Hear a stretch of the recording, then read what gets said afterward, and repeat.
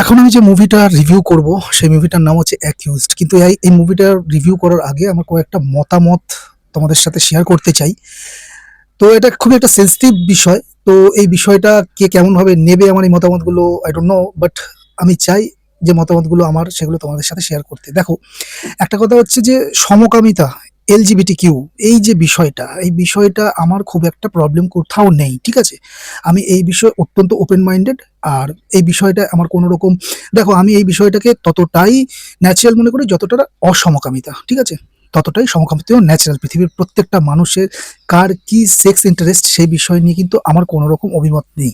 ওকে, তো এই বিষয়টা নিয়ে আমি যেটা বলতে চাইছি যে বলিউডের একটা টেন্ডেন্সি আছে যে কোনো বিষয়কে প্রমোট করা, কোনো বিষয়কে পুশ করা, এই বিষয়ে আমার আপত্তি আছে, ঠিক আছে? ন্যাচারাল জিনিস ন্যাচারাল, ওকে। এই এলজিবিটিকিউ নিয়ে আগে খুব একটা কথা হতো না, কথা হচ্ছে এখন, সেটা ভালো। কিন্তু এই যে প্রমোট করা, পুশ করা, যে সিনেমায় যেটা দরকার নেই সেই বিষয়গুলোকে সেই সিনেমার মধ্যে ইচ্ছাকৃত ঢোকানো।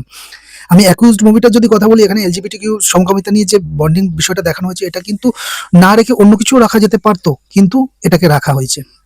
এর আপত্তিটা আমার এই কারণের জন্যই, দেখো, অনেকেই সমকামিতায় আছে, অনেকে অসমকামিতায় আছে, সেটা ন্যাচারাল। কিন্তু জেনজিদের ক্ষেত্রে এখন যে বয়সটা, সেই বয়সে না একটু থ্রিল, একটু অ্যাডভেঞ্চার, এগুলো তাদের মাথায় আসে। ওকে, আর সেখান থেকেই যারা অসমকামী তারাও সমকামী হওয়ার চেষ্টা করে যে দেখি না ব্যাপারটা কি নেবো, এই জিনিসে আমার আপত্তি আছে। আর এখানে বলিউড একটা মূল ভূমিকা পালন করছে এইসব ইন্টারেস্টকে পুশ করাবার জন্য, বারবার করে এটা প্রমোট করা করছে, এটা খুব আপত্তি আমার। তো এইগুলো তো ছিল আমার একটা মতামত, যেটা তোমাদের সাথে শেয়ার করলাম। এবার আমি একুশ মুভিটা রিভিউ করবো। দিস ইজ যিশু, তোমরা আছে চলো রিভিউ করে চ্যানেলে তোমাদের সকলকে স্বাগত। যারা যারা এখনো পর্যন্ত আমার চ্যানেলকে সাবস্ক্রাইব করে প্লিজ চ্যানেলকে সাবস্ক্রাইব করে পাশে থাকা বেল আইকনটা প্রেস করে দিতে বলো না, যাতে করে নোটিফিকেশন হয়ে যায়, তুমি সবার আগে আমার রিভিউগুলো দেখতে পারো। সমকামিতা বিষয়টা যখন আমি তোমাদের বলছি, তার সাথে এটাও একটা বলার, আমার যেটা পয়েন্ট আউট করার ছিল, যে অনেকের কিন্তু এটা একটা ধারণা আছে যে সমকামিতা একটা মানসিক রোগ, কিন্তু একেবারেই সেটা কিন্তু নয়। আমি বিভিন্ন রিভিউ চ্যানেলেও দেখেছি, বিশেষ করে একটা Hindi channel, Hindi review channel, আমি তার নাম করতে চাই না। তো কিছুদিন আগে তার অ্যাকাউন্টটা ব্লকড হয়ে গেছিল। তারপরে অনেক মানে ২-৩ বছর, ২ বছর আগের কথাই বলছি, ২ বছর, ১ বছর, ১.৫ বছরে অ্যাকাউন্ট ব্লক হয়ে গেছিল। এখন তার অ্যাকাউন্ট খুলে গেছে অনেকদিন ধরে। সে একটা মিউজিক দিয়ে, তার ইন্ট্রো একটা মিউজিক আছে তার চ্যানেলের, পি দিয়ে শুরু, পালাট। ওকে, তো পুরোটা আর বুঝতেই পারছো, যারা তো তাকে দেখো, ফলো করো, আমিও তাকে ফলো করতাম। কিন্তু ও সেই তারও এই ধরনের একটা মতামত পোষণ করে যে সমকামিতা একটা মানসিক রোগ, ঠিক আছে? এটা একেবারেই কিন্তু নয়। ওকে, তো একই মুভিটা রিভিউ করবো। দেখো, মুভিটা দেখে আমার যেটা মনে হয়েছে, আমার যেটা অবস্থা হয়েছে, তাতে কঙ্কনা সেন শর্মাকে তো স্যালুট জানাতেই হবে তার এত সুন্দর একটা অভিনয়ের জন্য। কিন্তু ডিরেক্টর অনুভূতি কাশ্যপের ওপর কিন্তু প্রচন্ড রাগ হচ্ছে। এত দারুণ একটা গল্প, একটা কাহিনী, হালটা মানে কি না করে ছাড়লেন। কঙ্কনার সঙ্গে পজিটিভ ইস্যু যদি আমি কিছু বলি, যেটা আমার খুব অল্প বিস্তরই আছে। দেখো, স্ক্রিনে কঙ্কনা যখনই এসেছেন মনে হচ্ছে পুরো মুভিটা তার দখলে চলে আসে, ওর চোখের চাউনি সব বলা হয়ে যাচ্ছে তাদের।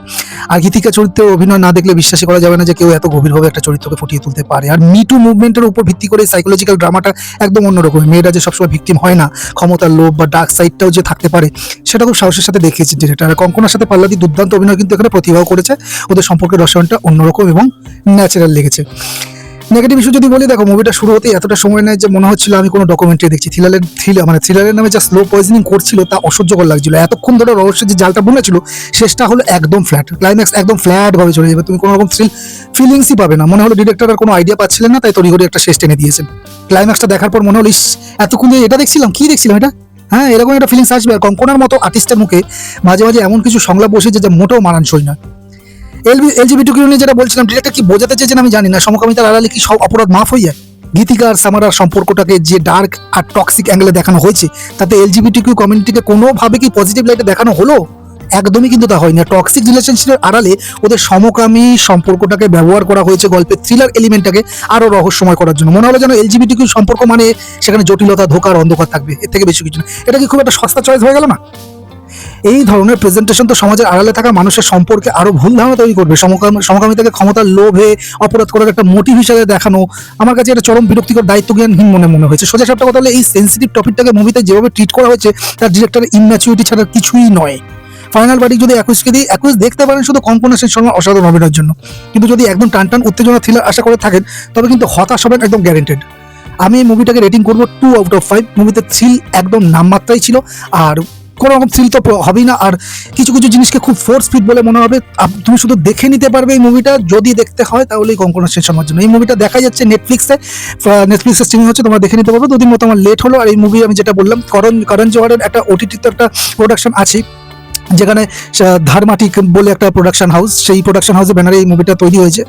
আর এই মুভিটা কিন্তু মানে দেখার পর মনে হয় না যে একটা গুড টাইম পাস হলো, ঠিক আছে, কারণ এতটাই লাস্টের দিকটা ফ্ল্যাট যে থ্রিলার কোশ্চেনটা একদম জিরো হয়ে যায় লাস্টের দিকটা। এই ছিল আমার একুশ মুভিটা কিন্তু অল ওভার রিভিউ। যারা দেখে ফেলেছো তাদের তোমাদের কমেন্ট আমাকে কমেন্ট বক্সের মধ্যে জানাতে পারো। আর এই ভিডিওটা যদি ভালো লাগে একটা লাইক শেয়ার করে দিও তোমার কাছে মধ্যে। চ্যানেলটা প্লিজ সাবস্ক্রাইব করো। দেখা হচ্ছে নেক্সট ভিডিওতে, next movie related series related review নিয়ে। ততক্ষণ ভালো থাকো, সুস্থ থাকো, দেখতে থাকো। চলো রিভিউ করি, টাটা।